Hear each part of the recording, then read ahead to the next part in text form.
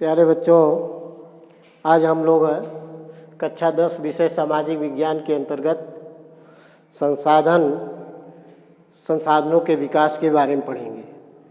इसके पहले संसाधन तथा संसाधनों का विकास नामक चैप्टर आपको पढ़ाया जा रहा था, जिसमें संसाधनों के वर्गीकरण के बारे में आपको बताया गया। संसाधन कितने प्रकार के होते हैं, संसाधन का वर्गीकरण किस आधार पर किया जाता है, ये बातें पिछली कक्षा में आपको बताई गई।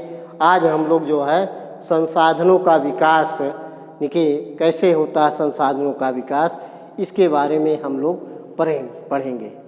तो संसाधनों का विकास प्रत्येक देश जो है देखिए अपने अपने प्राकृतिक संपदाओं को दोहन करके अथवा प्राकृतिक संपदाओं का उपयोग करके जो है संसाधनों का विकास कर रहा है।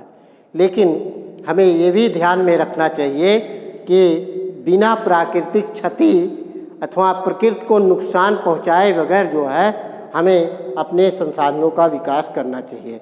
इसके लिए कि सन 1992 में रियो डी जेनेरो नामक शहर में जो है एक सम्मेलन, संयुक्त राष्ट्र पर्यावरण संघ का एक सम्मेलन बुलाया गया।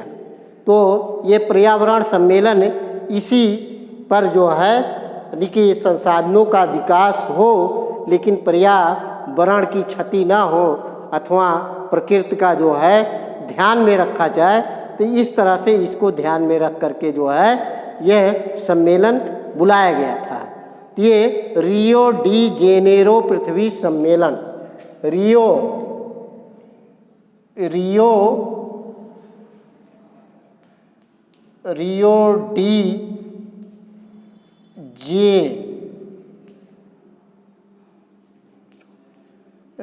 डी जेनेरो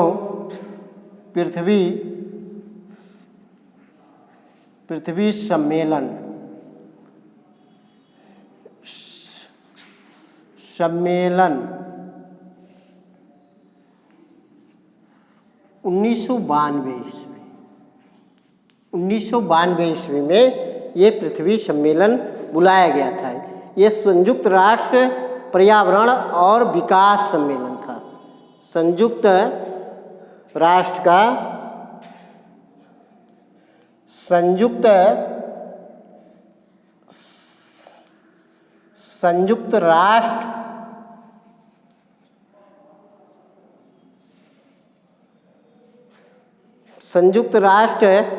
पर्यावरण और विकास में संयुक्त राष्ट्र पर्यावरण और विकास सम्मेलन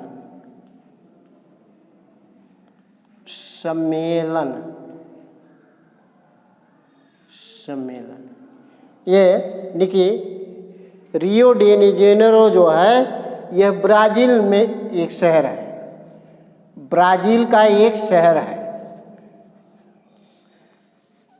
ब्राज़ील का एक शहर है जहाँ पर संसाधनों के विकास हो प्रत्येक देश में, लेकिन पर्यावरण की क्षति ना हो अथवा प्राकृतिक संसाधनों का अति दोहन ना हो। इसके लिए जो है कि संयुक्त राष्ट्र पर्यावरण और विकास सम्मेलन के रूप में बुलाया गया था, जो ब्राज़ील के शहर री डी जेनेरो में जो है ये सम्मेलन बुलाया गया था। इस सम्मेलन में लगभग 100 देशों के लोगों ने भाग लिया।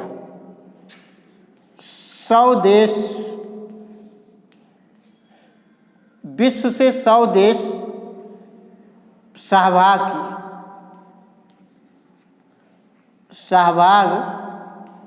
किए। विश्व के 100 देशों ने जो है इस सम्मेलन में सहभाग किया। इस रियो डी जेनेरो पृथ्वी सम्मेलन 1992 में विश्व के 100 देशों ने सहभाग किया और इसमें 21 मुद्दे थे, 21 एजेंडे थे, 21 मुद्दे अथवा एजेंडे थे। 21 मुद्दे या एजेंडे या एजेंडा, ये एजेंडा 21 मुद्दे या एजेंडा था।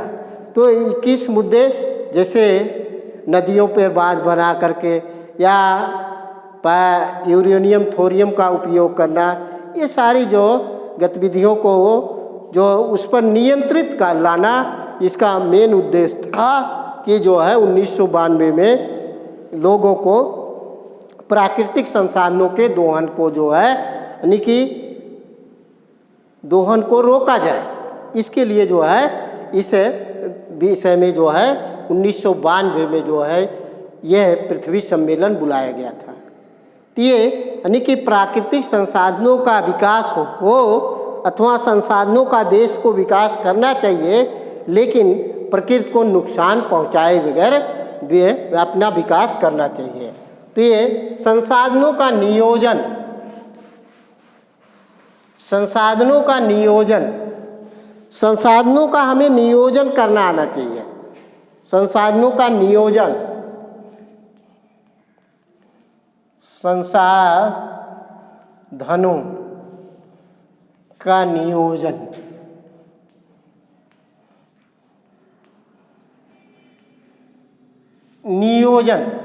नियोजन का मतलब है कि हमें ऐसा नियम या कानून बनाने चाहिए जिससे संसाधनों का नियोजित तरीके से हम उपयोग प्रयोग कर सकें।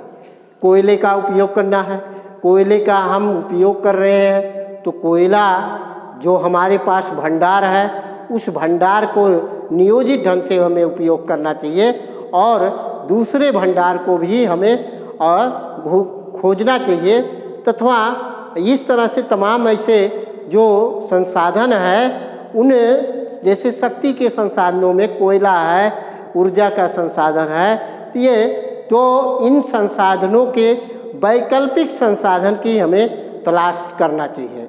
वैकल्पिक जैसे हम सौर ऊर्जा का उपयोग कर रहे हैं,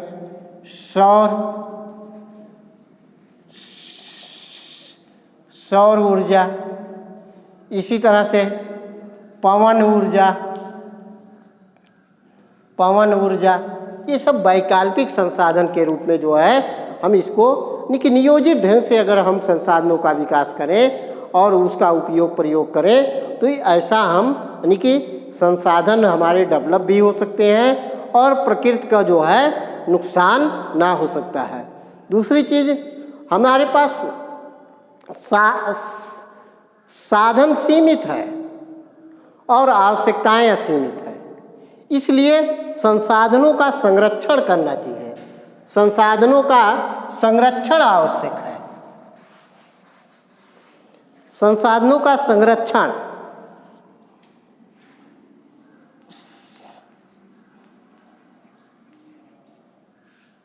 संसाधनों का संरक्षण होना चाहिए। जैसे कोयले का खपत है, जो कोयले का जो है यानी कि चूरा है, कोयले को अनावश्यक रूप से जो है नुकसान ना होने दें। इसी तरह से डीजल है, पेट्रोल है, जो भी है संसाधन हमारे पास उसका संरक्षण करना चाहिए। जैसे उसको आग, पानी, हवा आदि से बचाना चाहिए। देखिए पेट्रोलियम पदार्थ को आग, पानी, हवा आदि से, कोयले को आग, पानी, हवा आदि से बचाना चाहिए। तो ये संसाधनों का हम अगर संरक्षण करेंगे तो हम लंबे समय तक संसाधनों का उपयोग प्रयोग कर सकते हैं। इसलिए संसाधनों से किसी भी देश के विकास के लिए संसाधन महत्वपूर्ण है। इसलिए संसाधनों को लंबे समय तक उपयोग प्रयोग किया जाए, इसका यानी कि एक ही उपाय है, संसाधनों का संरक्षण किया जाना चाहिए। जैसे हमारे पास भू संसाधन के बारे में अगर देखें, भू संसाधन के बारे में देखें, भू संसाधन के बारे में यदि हम देखें तो भू संसाधन में हमें क्या है, 27% हमारे पहाड़ है, 27% जो है पठार है। भू संसाधन का लगभग 27% पठार है, 43% मैदान है, 43% मैदान है, और इसी तरह से जो है 30% पर्वत है। 30% जो है पर्वत है। ये हमारे पास भू संसाधन है। अब हमें इन भू संसाधनों को यानी कि उपयोग प्रयोग इसको ध्यान में रख करके करना चाहिए। मैदानी भाग के जैसे कृषि का कार्य किया जाता है, पहाड़ी क्षेत्रों में भी जो है कुछ कृषि जैसे चाय आदि की बागानें उत्पन्न की जाती है। तो ये हमें भू संसाधन को भी जो है महत्वपूर्ण रूप से देख करके जो है उसका उपयोग प्रयोग करना चाहिए। आगे अगले दिन बस आज इस क्लास को ख़त्म करते हैं। इस वीडियो को अधिक से अधिक देखें। धन्यवाद।